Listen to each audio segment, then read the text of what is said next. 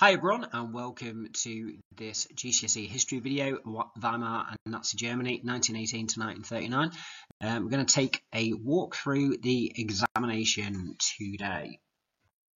This just gives you an overview of the exam questions.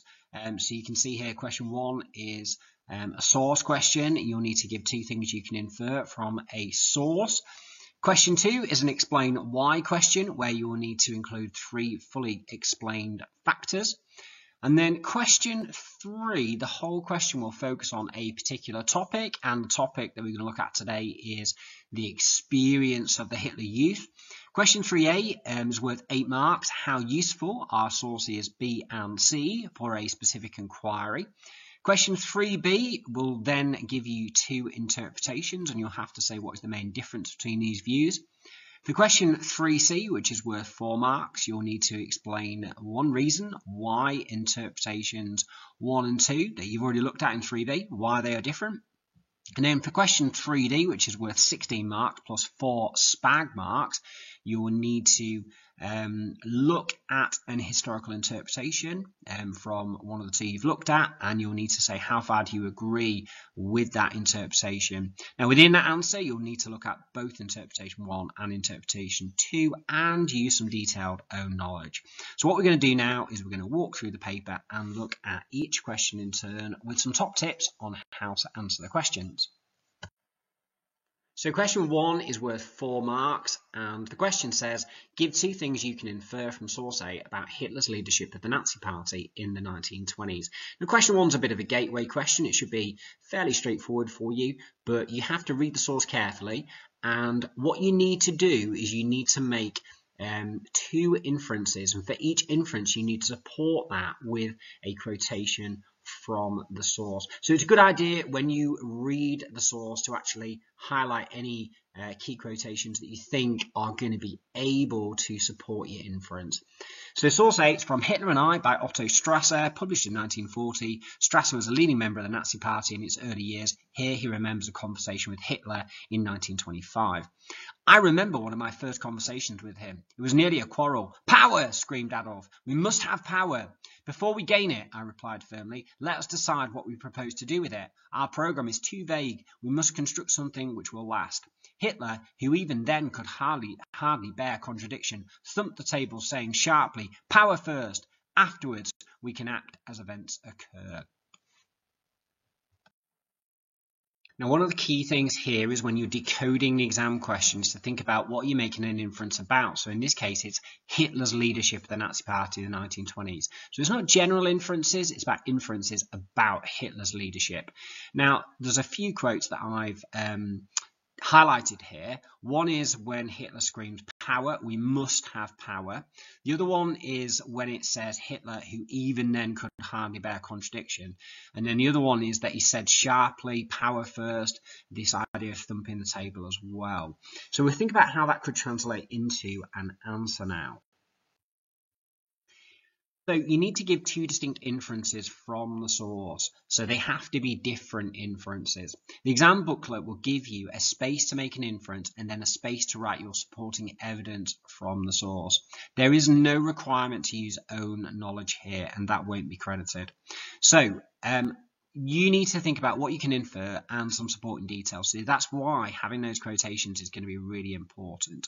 So here's some ideas you could include. So what you could infer, Hitler did not like people to disagree with his opinion. He wanted to be in complete control. So that's an inference. And the detail there is when Strasser said, who even then could hardly bear contradiction. So that would be 1 mark for each. Second supporting inference, you could infer that Hitler used physical force to exert and demonstrate his power. Supporting detail, Hitler thumped the table saying power first. So top tips here, don't describe the source. You need to think about what you can infer or conclude from the source. So there you have it. That's how to approach question number 1. Moving on to question 2. Question 2 is an essay-style question, an explain why question. So it focuses on the second-order concept of causation. Now, the question is always going to give you 2 bullet points. So we'll just read the question here. Explain why there was opposition in Germany to the Treaty of Versailles. It's worth 12 marks. You may use the following in your answer. Restrictions on the military, war guilt clause. Now, the requirement for this question is to have 3 aspects of knowledge. So the best way to think about this is to write about 3 reasons. And I would encourage you to write 1 paragraph for each factor. In essence, the bullet points can almost guide your first 2 paragraphs, and then your 3rd paragraph is going to be on another aspect of this question, why there was opposition in Germany to the Treaty of Versailles. It's really important that you go beyond the bullet points, that you don't just rely on the bullet points. The other thing to say for this question is there is absolutely no need for an introduction or a conclusion. So you do not need an overall judgment where you say which factor is the most important. That is not a requirement for this question. So really what you're looking for this question is a mixture of good detailed knowledge and analysis. So some top tips for this question: try and use phrases like this led to, as a result, this meant that, this resulted in, to show you're really analysing the causes. So let's have a look at an example paragraph, which you can see here very much focuses on that first bullet point, restrictions on the military. Let's read the answer. The first reason why there was opposition in Germany to the Treaty of Versailles was because of the restrictions on the military. The German army was limited to 100,000 men, and Germany was not allowed submarines or an air force. This resulted in opposition to the Treaty of Versailles because Germany felt humiliated. Many nationalists were angry and believed the German army had been stabbed in the back. They felt that the military terms would mean Germany was not capable of defending itself. They were against the treaty because they felt a once proud and powerful military nation had been severely weakened. Therefore, restrictions on the military were a key reason for opposition. Now, then you can go on to talk about the war guilt clause, and then perhaps a 3rd example about why there was opposition might be to do with the fact that Germany lost lots of territory. A really good example there to include would be things like losing the territory of Alsace-Lorraine to France, which was humiliating, etc. So you just need to make sure that you are including knowledge, and then you're using those phrases to really analyze the causes and link the causes back to the question. So you can see, for example, quoting the question in your answer is obviously a really, really good tip to do. So that's how you do question number 2. Okay, so we now go on to looking at question 3A. Now, just to say, questions 3A, B, C, and D, it's always focused on one specific topic, and in the case that we're going to look at in this presentation, it's on the Hitler Youth in the 1930s. Now, you'll be given 2 sources and 2 interpretations for this question. So you begin your question 3A by reading the 2 sources for question 3A carefully. Now you can go back and you will perhaps be using these sources to answer question 3C, and we'll talk about that later. And you can actually use some knowledge from the sources as part of question 3D as well. So let's read source B. Now what you're looking for question 3A is to explain how useful the sources are. And you're going to link that to the provenance of the source, which is the background, which is the bit in bold at the top, and also the content of the source, what it says. You also need to be able to link the source in with your own knowledge. And we'll look at some example answers in a moment. But let's just read source B. So source B is from a private letter written by a Hitler Youth member to a friend in Germany in 1936. And here it goes. What is life like in this camp, which is supposed to be the best example of all the Hitler Youth camps? There is little enthusiasm. We don't have a minute of the day to ourselves. This isn't camp life, no sir. It's army life. Drill starts right after a very small breakfast. We would like to have athletics, but there isn't any. Instead, we have military exercises. Down in the mud, till our tongues hang out of our mouths. We have only one wish: sleep, sleep, and more sleep. So when you read in the sources, be clear on the content and the provenance. Sometimes it's a good idea to highlight some key phrases from the source to think about what's going to be useful. Okay, so we're now going to read source C. Now, again, you need to be looking out for things that you'll be able to say about provenance, which is the bit at the top in bold, and also content. So let's read source C. So this is from a book about the Hitler Youth published in 1954. A Hitler Youth leader is remembering what Hitler Youth was like in the mid-1930s. Let's read it. What I liked about the Hitler Youth was the comradeship. I was full of enthusiasm when I joined the Young Volk at the age of 10. I can still remember how deeply moved I was when I heard the club mottos. Young Volk are hard, they can keep a secret, they are loyal, they are comrades. And there were the trips, especially camping. Is anything nicer than enjoying the beauty of the homeland in the company of one's comrades? And they've actually given you, for this source, a definition of what the Young Volk was, a section of the Hitler Youth for boys between the ages of 10 and 14, which translates as sort of young people. So top tip, consider how useful and what a historian could learn from this source. Okay, so we're just going to look at some top tips on question 3A. So question 3A is all about how useful a source is for a particular inquiry. Try and think of what a historian could learn if they were looking into this inquiry. In this case, it's going to be the attitude of young people towards the Nazis. What could they use the source as evidence for? Because this is how historians work. They look at sources and use sources to draw conclusions and provide evidence for their interpretations. So you need to think about how useful the content of the source is. So try and pick out quotes from the source, make inferences about what would be useful for a historian looking into this inquiry. Think about how useful the source is according to its provenance. So think about particularly purpose, audience, how might this be useful, but avoid generalizations such as this source is biased, so it is not useful. You can, of course, look at limitations of the source as part of this answer, but again, just avoid those general kind of points such as it was written a long time after the event and therefore they've forgotten everything. That's not really good history. And then you must use what we call contextual knowledge. So does your own knowledge suggest the source is accurate or perhaps complete?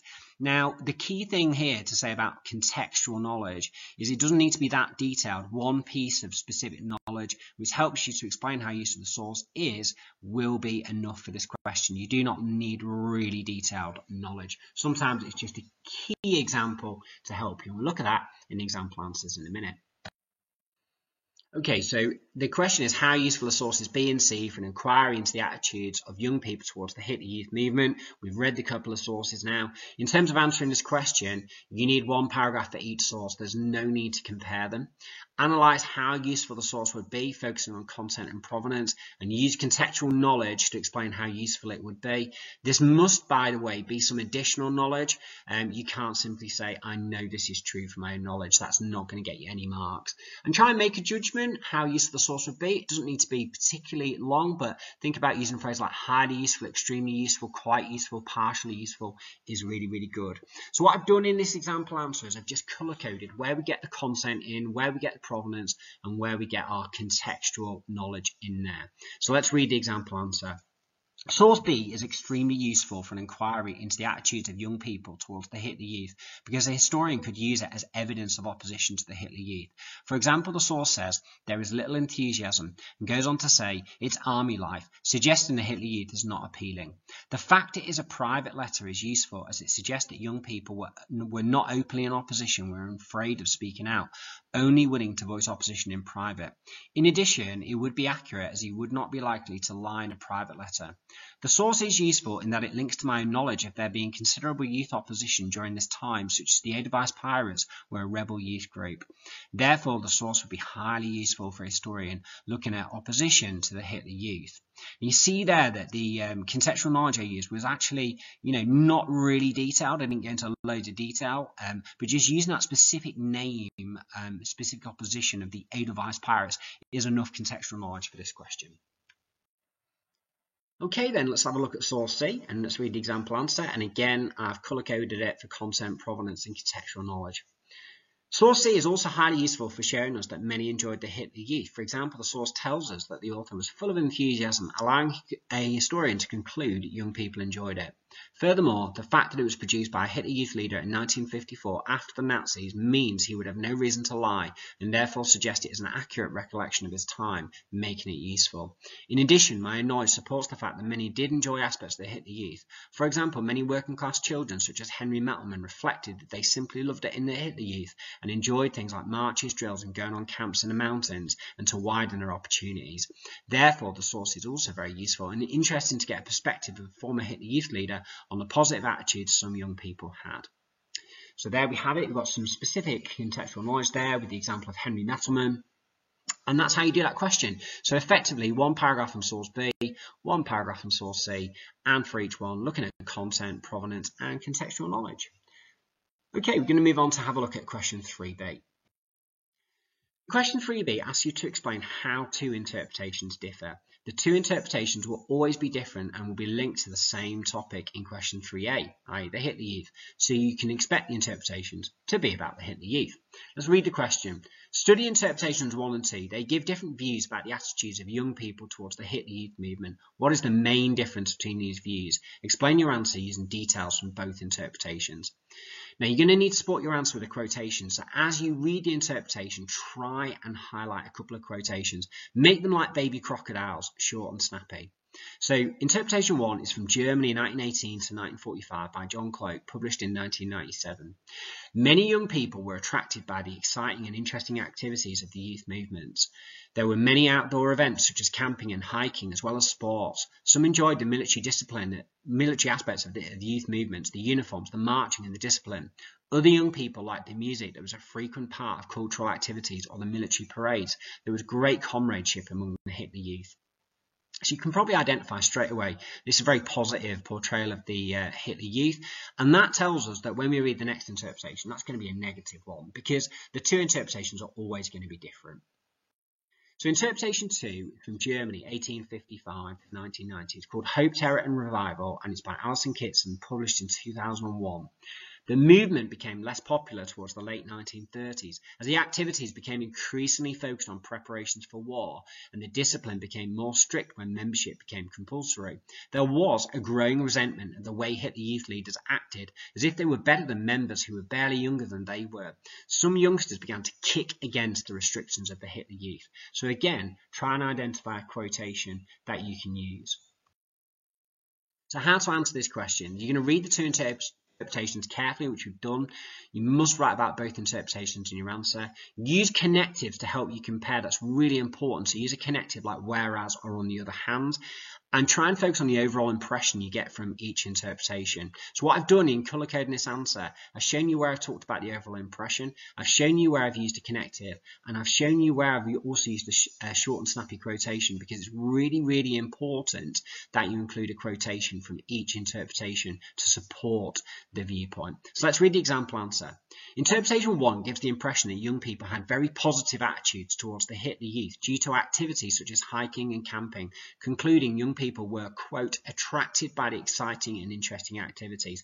On the other hand, interpretation 2 suggests young people had a negative attitude towards the Hitler Youth and did not enjoy activities such as preparing the youth for war and resented Hitler Youth leaders when it says began to kick against the restrictions of the Hitler Youth. That's all you need to do. You nice detailed comparison. Question 3B. There we are. That one's done. It's worth 4 marks. Now for question 3C, you're going to need to explain why the two interpretations are different. Now you can, but you don't have to, use source B and C to help explain your answer.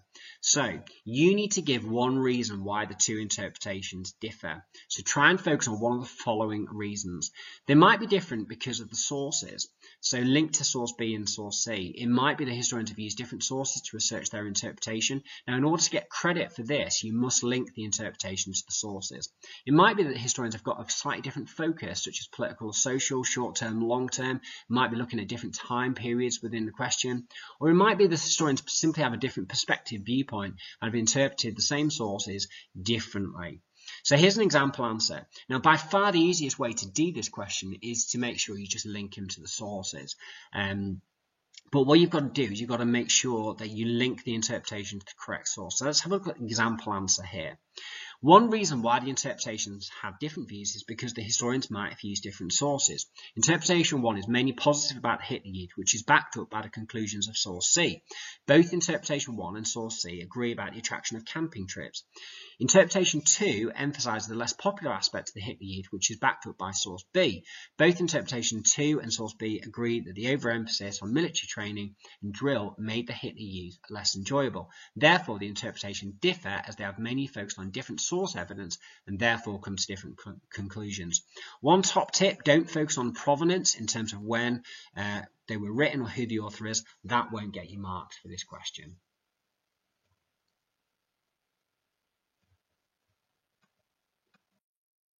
Okay, an example answer linked to them having a different focus would be this one. One reason why the interpretations have different views is because the historians have a different focus on what they are writing about. Interpretation 1 is mainly positive about the Hitler Youth and focuses on the opportunities provided for young people, most probably in the early years just after Hitler came to power in 1933. Interpretation 2's focus is on the late 1930s with the approaching war, when the Hitler Youth became more focused on boring and mundane military drill, making it less attractive. Therefore, the interpretations differ as they mainly focus on different aspects and time periods of the Hitler Youth movement, causing them to come to different conclusions. So that's how you could look at the different focus that they have. So they have it. That's question 3C. Make sure you do focus on why they differ and don't just repeat your answer for how they differ that you've already given in 3B. And that's a common mistake people make. Okay, finally on to question 3D. Now 3D asks you to evaluate a historical interpretation, which is one of the two interpretations you've already studied. You must write about both interpretations in your answer. Now the question is worth 16 plus 4 spag. Question says, how far do you agree with interpretation 2 about the attitudes of young people towards the Nazis? Explain your answer using both interpretations and your knowledge of the historical context. Now, this interpretation, one of the things you want to try and do is try and kind of highlight some quotations which really show you what the interpretation is arguing. So overall, the impression is that the Hitler Youth was not popular, it was unpopular. So key quotations support that. Became less popular towards the late 30s. Discipline became more strict when membership became compulsory. Growing resentment. Youngsters began to kick against the restrictions of the Hitler Youth. And you want to do this exercise with interpretation 1 as well. Now, as you've already seen in question 3B and 3C, interpretation 1 is very different. It gives us a positive viewpoint, and you're going to use interpretation 1 within your answer for question 3D to challenge interpretation 2. So key quotes here: exciting and interesting activities, enjoyed, the uniforms, marching and discipline, great comradeship amongst the Hitler Youth. Now, in terms of how you're going to approach this question, you need to evaluate the historical interpretation. You're going to give a brief introduction where you outline the view of interpretation 2 and give a sense of what your opinion is going to be. You're going to have a paragraph to agree with interpretation 2 using your own knowledge. You're then going to have a paragraph to disagree with interpretation 2 using your knowledge and the views of interpretation 1 as well. And it's absolutely crucial to write about both interpretations. Conclusion, final opinion, you're going to be clear, concise and conclusive. And as I said, I'm going to say it again, you must write about both interpretation 1 and 2 in your response. That's a common mistake people make. Some useful phrases there: I strongly agree, I partially agree, evidence to agree with this view is that, this shows that, this meant that, the fact that, this gives weight to the view that, this provides evidence to support, contradict the view that. In the final analysis, I agree, I disagree. So that's some of the ways that you can answer this question. So let's have a look at an example answer. Now, I would suggest you write an introduction, and in your introduction you include some kind of judgment. The reason for this is it gets your essay off to a great start, it shows you thinking, but also if you run out of time, you can actually pick up the judgment marks, which are what's required to get beyond 12 out of 16 to get 13, 14, 15, 16. You need to show some level of judgment and get that done in the introduction, as well as finishing off with a conclusion. So here's an example introduction. Interpretation 2 concludes that attitudes towards the Hitler Youth became much more negative in the late 1930s. I would strongly agree with this view, as although many young people initially had a positive attitude, as shown in interpretation 1, many did not join from the outset. Its apparent opposition became increasingly active towards the late 1930s, as evidenced by groups such as the AWR's Pirates. Now, that's an excellent introduction because you give a really clear opinion and you've included a little bit of contextual knowledge with the AWR's Pirates, and you've written about both interpretations as well. So it makes your essay get off to a cracking start. Okay, evidence to agree. So the second paragraph is going to be evidence to agree. So what you're looking for here is any contextual knowledge which can agree with the view of interpretation 2. You want to get some nice quotes in from interpretation 2 and support that with own knowledge, your contextual knowledge. So let's read it. There is much evidence to agree with the viewpoint of interpretation 2. Interpretation 2 suggests the Hitler Youth was not popular with young people, as it says it became less popular towards the late 1930s due to the impact of preparations for war. Evidence to support this view is that in 1936 the Hitler Youth became compulsory and it was stricter. Although there was an increase in numbers, many found endless military training and propaganda in the Hitler Youth off-putting. Furthermore, there is evidence by the late 1930s that fewer young people were attending meetings. In addition, the interpretation says that youngsters began to kick against the restrictions of the Hitler Youth. The fact that there were many rebel youth groups at the time, such as the Edelweiss Pirates, supports this. Sometimes the Edelweiss Pirates would be active against the Nazis, going around beating up Hitler Youth patrols and putting up anti-Nazi graffiti. In addition, there were other groups like the swing movement that defied Nazi ideas on dress. Girls would wear short skirts and young people would smoke and listen to American jazz music, which the Nazis did not approve of. This all provides strong evidence to agree with interpretation 2 that the movement had become less popular towards the late 1930s. So you can see here we're using really good knowledge to analyse the interpretation, using some good historical language like this shows that, this meant that, the fact that, and we're using short and snappy quotations throughout, and they are enough to really closely analyse the interpretation. Let's look at evidence to disagree. Now, in your disagree side, it's absolutely crucial to bring in the different interpretations, so in this case, interpretation 1. As I said before, you must write about both interpretations. So let's have a look at this example answer. On the other hand, the view of interpretation 2 is that the movement became less popular is directly contradicted by interpretation 1, which suggests the youth movements were exciting and interesting. There is much evidence to agree with this. For example, the League of German Maidens allowed girls to take part in activities for young people which had previously been only available to boys. Interpretation 1 argues the young people enjoyed aspects such as uniforms, marching, and discipline. This is certainly accurate. One Hitler Youth member, Henry Ometman, wrote a book where he reflects on how exciting the Hitler Youth was. As a working-class child, the Hitler Youth gave him opportunities he would not otherwise have had. In addition, members of the Hitler Youth felt valued and important. People would salute them on marches, and many enjoyed watching the Berlin Olympics of 1936. Even before the Hitler Youth was made compulsory, 2/3 of boys and girls were members of the Hitler Youth. This shows that the Hitler Youth was popular as the youth had joined up of their own accord, and therefore contradicts interpretation 2. Now, even though you've already got some really good analysis in your introduction, you want to finish off with a bang, with a good conclusion.